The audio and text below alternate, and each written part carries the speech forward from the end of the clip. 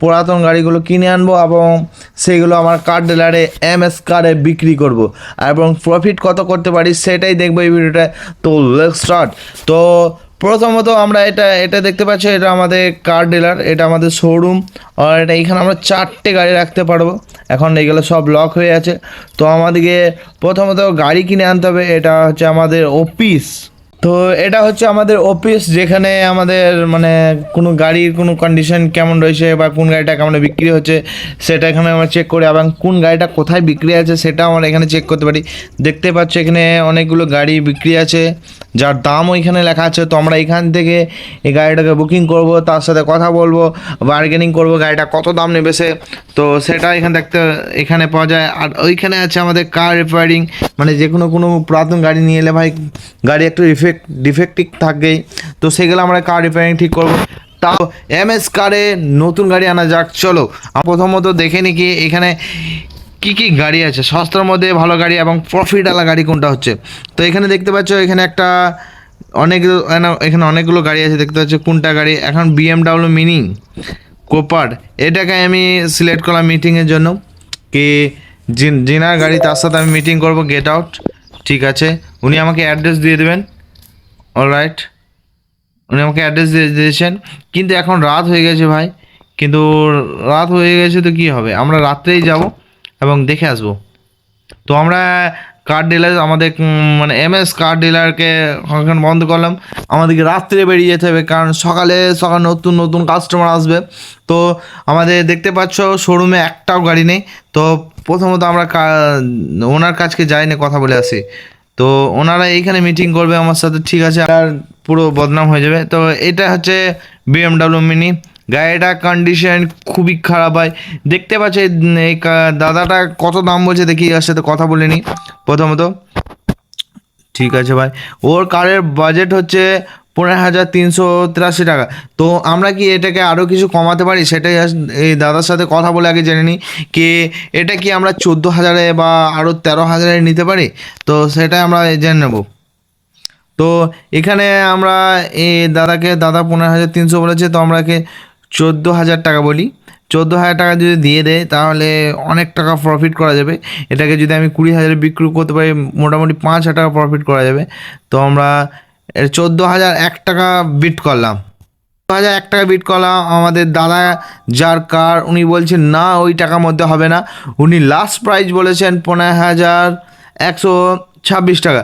তো ঠিক আছে, কারটা দেখে গাড়িটা দেখে মনে হচ্ছে ঠিকঠাক করে নিলে মোটামুটি আমার 5 থেকে 6,000 টাকা প্রফিট আসবে আরামসে।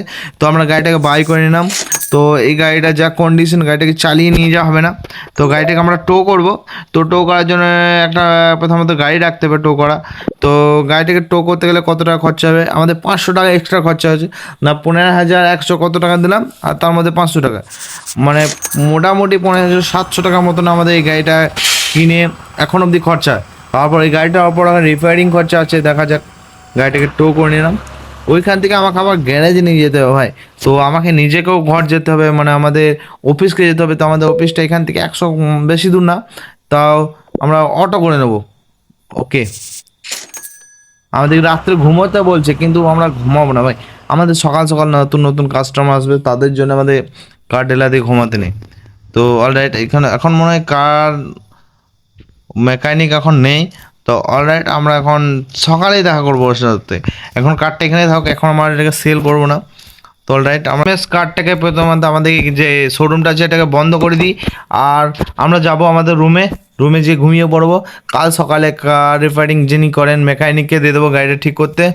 তো কালকে দেখা যায় রুম, ছোট্ট পাড়া রুম, এর কাজে খেতে থাকতে হবে। গো স্লিপ নেক্সট ডে। আজকে কিছুক্ষণ আগে গেমটা খেয়েছিলাম, 18,000 টাকা প্রফিট করেছি। তো আমাদের চলে এসছে, আমাদের এটা হচ্ছে আমার হোম, ঠিক আছে। গাড়ির ঘরটা এখন অতটা ঠিক নেই, কারণ এখন নতুন নতুন ব্যবসা খুলেছি ভাই।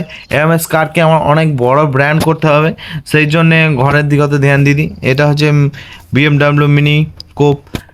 তো গাড়িটাকে আমরা স্টার্ট করে নিয়ে যাবো, দেখি গাড়িটা কেমন চলছে। দেখতে পাচ্ছ গাড়ির অবস্থা খুব ভালো নেই, গাড়িটা স্টার্ট হচ্ছে। হ্যাঁ ভাই, গাড়িটা স্টার্ট হয়ে যাচ্ছে। তো এটাকে প্রথমত মেকানিকের কাছকে নিয়ে আমাদের এখানে মেকানিক ভাই এখানে আছে, তো এনার সাথে কথা বলে নেব কি ইনি ক টাকা নেন এই গাড়িটা ঠিক করতে এবং গাড়িটাতে আমরা ক টাকা লাভ করতে পারি সেটা দেখবো। তো এর সাথে কথা বলিনি, ইনি নেবেন 486 টাকা, এর সাথে কোনো মানে বার্গেনিং হয় না অবশ্য।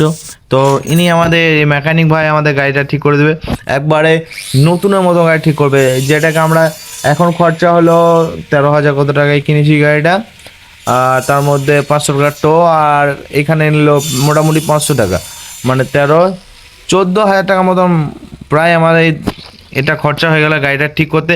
কিন্তু গাড়িটা ভাই নতুনের মতন হয়ে গেছে, অল রাইট। আমরা গাড়িটাকে চালিয়ে নিয়ে যাবো, দেখবো কেমন লাগছে। গাড়িটাও চালাতে হয় সেই লাগছে। তো অল রাইট, আমাদের এখন কার ডিলার এখনও MS কার এখন বন্ধ আছে, তো আমরা গাড়িটাকে ঠিক করে নিয়ে এলাম। এখনই না ঠিক করে নেওয়ার সমস্যা হতো, সেই জন্য ঠিক করে নিয়ে গাড়িটাকে প্রথম সেলে লাগাই। তো অল রাইট, এই গাড়িটা আমাদের টোটাল দাম পড়ছে ভাই এখানে ওখান থেকে 15,855 টাকা, যেটাকে আমরা চেষ্টা করবো 25,000 বিক্রি করা। 10,000 টাকা প্রফিট না হয় 25,000 বিক্রি করবো না, মোটামুটি অনেক অনেক অনেক টাকা হয়ে যাচ্ছে। মোটামুটি 4,000 টাকা মতো আমার প্রফিট করলে এনাফ ভাই। আমি ভাবছিলাম কি এর বেশি করব, কিন্তু এর বেশি করলে আমার চার্জটা মার্কেট প্লেসে থেকে বেশি হয়ে যাবে, সেই জন্য সেলটা খুব কম হবে। দেখা যাক, এরপর আবার বার্গেনিং হবে, কাস্টমার আসবে আমার সাথে কথা বলবে। তো রাইট, আমরা আমাদের শোরুমটা খুলে নিই প্রথমত।